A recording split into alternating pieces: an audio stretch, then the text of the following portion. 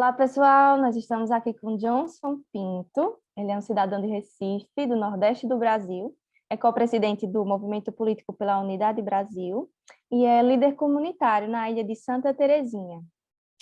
Sempre envolvido com a militância política desde a juventude, né, nessa mesma ilha. E aí ele vai falar um pouquinho sobre ele, sobre o empenho que ele traz.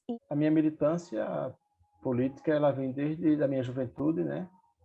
Aqui na comunidade onde eu nasci e me criei, que é a comunidade chamada Ilha de Santa Terezinha, onde na década de 60 o movimento iniciou uma atividade, tá certo?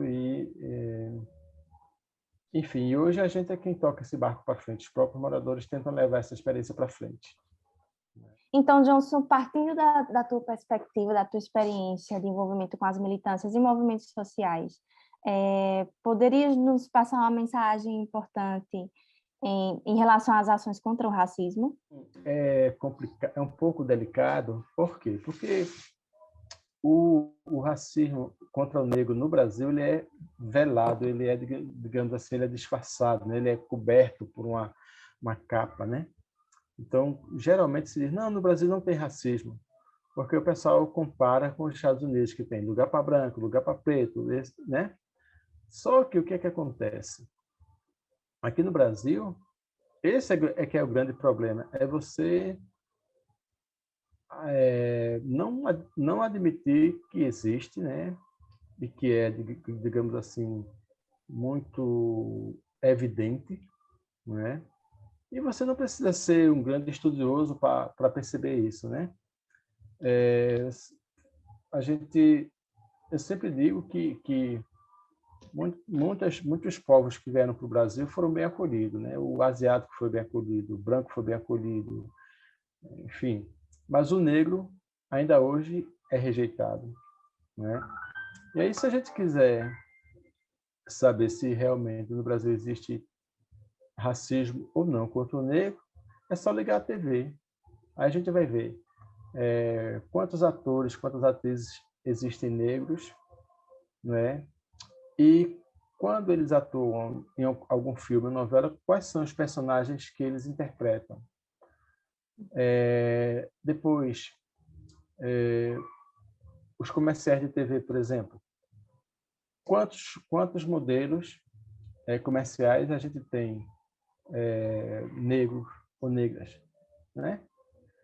Agora, se você for para as favelas, aí você vai ver que a maioria da população que reside nas favelas são negros. Se você for nos presídios, você vai ver que a maioria da população carcerária no Brasil são os negros. Se você for para as estatísticas oficiais sobre a mortalidade de jovens por meios violentos, a maioria desses jovens mortos violentamente e pelo Estado, através da polícia, são negros, né? Então, o que é que acontece? Esses dados mostram que não só há um racismo contra o negro no Brasil, como há uma política de extermínio, né? Ou se extermina violentamente, ou se extermina tirando o básico para viver, tirando a casa, tirando a educação, tirando o trabalho, tirando as condições mínimas de se viver. O negro que foi liberto, né, lá em 1888, ele saiu da senzala e foi jogado nas favelas. Ele saiu de uma escravidão para viver com um salário de miséria.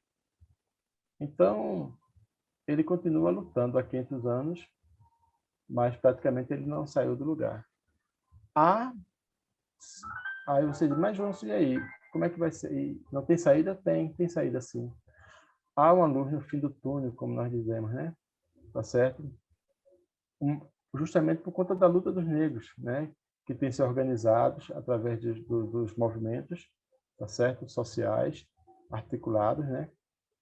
Para lutar pelos seus direitos. E já começa a surgir os primeiros sinais, né? A gente já começa a ver de forma um pouco ainda tímida, mas uma maior presença negra, né? Com nos cargos públicos, na TV, tá certo? A política de cotas é uma conquista do negro. Há quem diga que é esmola, mas não é. Cotas não é esmola. A política de cotas é uma reparação histórica, né? Então, agora, qual é a saída, né? O Brasil tem que reconhecer, né, que é racista, que persegue e extermina os negros, e tem que começar a corrigir isso, né? As pessoas em geral têm que perceber isso, porque quando eu nego um determinado problema, então eu vou ficar o tempo todo fugindo dele, mas ele não se resolve. Então não adianta negar, não adianta querer tapar o sol com a peneira, não adianta querer empurrar para debaixo do tapete, né? É uma realidade, é evidente e que nós temos que enfrentar. É isso. Então, de acordo com a sua experiência de co-presidente do MPPU Brasil, como podemos nós, da Rede Internacional do MPPU, lutar contra o racismo na vida cotidiana dos cidadãos, dos políticos, etc.? Como eu falei antes, né? A primeira coisa que nós temos que fazer é reconhecer que ele existe e que é fato, né? A partir daí, então, vamos ver quais são as políticas públicas que já existem para enfrentar essa problemática e vamos cobrar a efetivação dela, a execução dessas políticas públicas, né? Porque já existe, né, algumas iniciativas, né, para combater esse racismo. Então, a gente teria que nosso papel seria fortalecer essas iniciativas, não é? Chegar mais junto dos movimentos negros, né, para entender também suas características, suas batalhas, suas lutas, né? Isso é um primeiro passo, né? Porque eu estou falando aqui muito voltado para o negro de pele escura, como nós dizemos, né? Para o negro de pele preta, tá? Como eu. Então, geralmente nós dizemos assim: a minha raça é negra, a minha pele é preta ou escura, né? Tá certo? Mas existem também os negros de pele clara. Assim, como é isso? Sim, são. Porque o negro é uma raça, né? Como o índio é uma raça, o branco é uma raça, o asiático é uma outra raça, entendeu?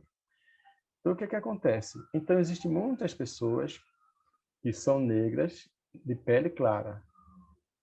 Minha filha mesmo, ela se autodefine, ela se reconhece como negra de pele clara, né? Então, o que acontece?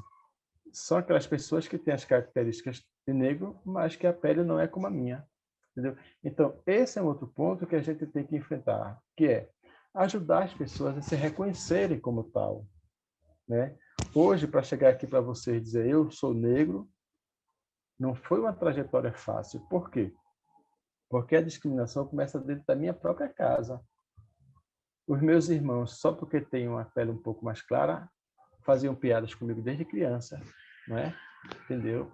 Piadas pejorativas, né? Então, isso te inibe. Então, você passa a não querer ser aquilo que você é na essência. Então, uma forma também da gente ajudar a enfrentar é conversando com os negros, conversando entre a gente, para mostrar que ser negro não é ser menos do que ninguém. É apenas mais uma raça em toda a raça humana, nas várias raças humanas, né? Entendeu? Como eu já falei, existe o branco, o asiático, o índio e o negro. Tá?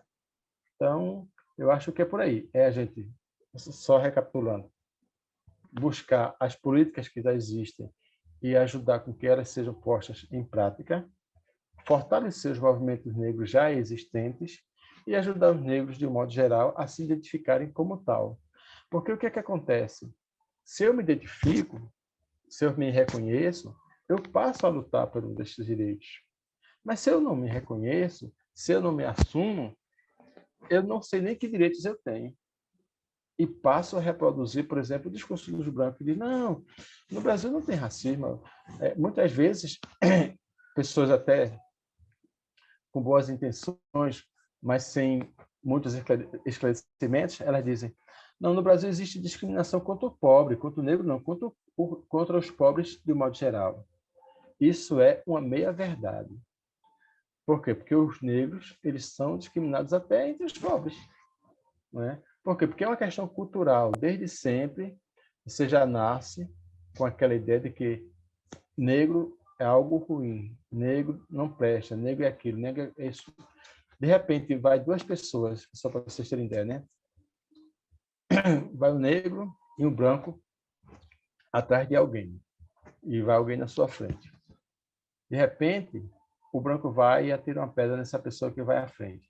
Quando ela se vira para olhar quem jogou e que vê os dois, ela automaticamente ela já vai botar a culpa no negro. Mas quem jogou a pedra foi o branco.